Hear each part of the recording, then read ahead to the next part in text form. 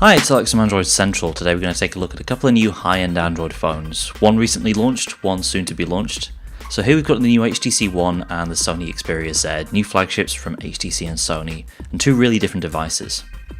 In terms of just the physical size alone, you can see the Xperia Z is a good deal larger. It's got a 5-inch screen compared to the HTC One's 4.7, and it's a lot chunkier too. HTC has this tapered back, whereas everything's a lot more squared off on the Xperia Z.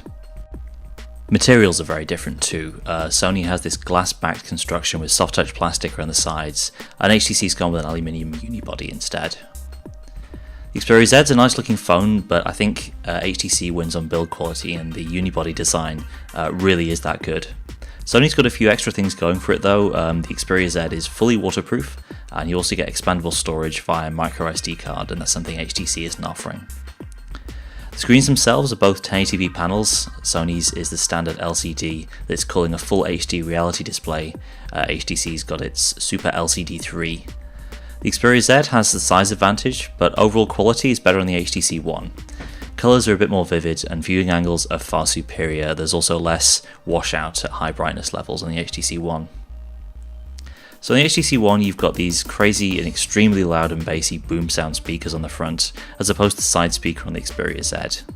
The speaker on the Z isn't actually bad, and it's got xLoud software to improve its volume, but it's nowhere near what HTC offers.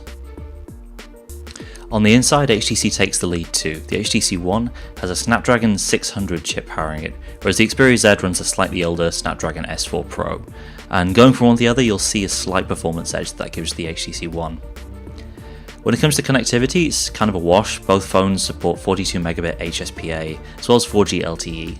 On the Wi-Fi side, the HTC One supports the new 802.11 AC Wi-Fi standard, which is a bonus if you want to connect to super fast Wi-Fi networks. On the software side, both running Android 4.1.2 Jelly Bean. Sony has more of a traditional Android UI with on-screen buttons, a dedicated multitasking key, and easy access to Google Now through the swipe up shortcut. Being a Sony phone, you also get all your various Sony services preloaded. The HTC One's a bit more unique, and there are two capacitive keys down below, and the Sense 5 UI is a little further removed from vanilla Android. There's a home screen experience based around Blink Feed newsfeed page, as well as a redesigned app drawer, and for multitasking you have to double tap the home key. So Sony is definitely closer to the stock Google experience, but Sense 5 is more responsive with absolutely no lag, and perhaps a bit more user-friendly than the stock minimalist Sony UI. Camera quality is a mixed bag, and it's difficult to tell which is the clear winner between the two. HTC is using its ultra-pixel sensor, which outputs images at 4 megapixels, but the pixels on the sensor are larger, meaning they capture more light. Sony has a traditional 13 megapixel setup with its new Exmor RS stacked sensor technology.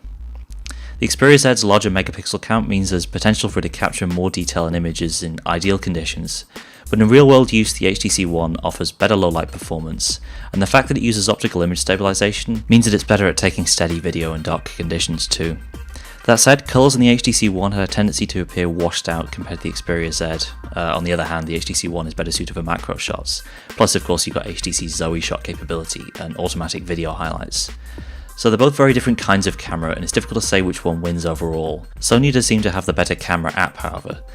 Superior Auto Mode does a good job of automatically switching between scene modes and enabling HDR when it needs to be turned on. The HTC One has a fair few camera options, but you need to navigate menus to choose between them. So the HTC One scores important wins in key areas. It's got a great design and one of the best screens we've seen, but Sony's bigger screen and waterproofing are not to be dismissed. So there you go, quick look at the HTC One and Sony Xperia Z. We'll have more details in our write-up. Thanks for watching.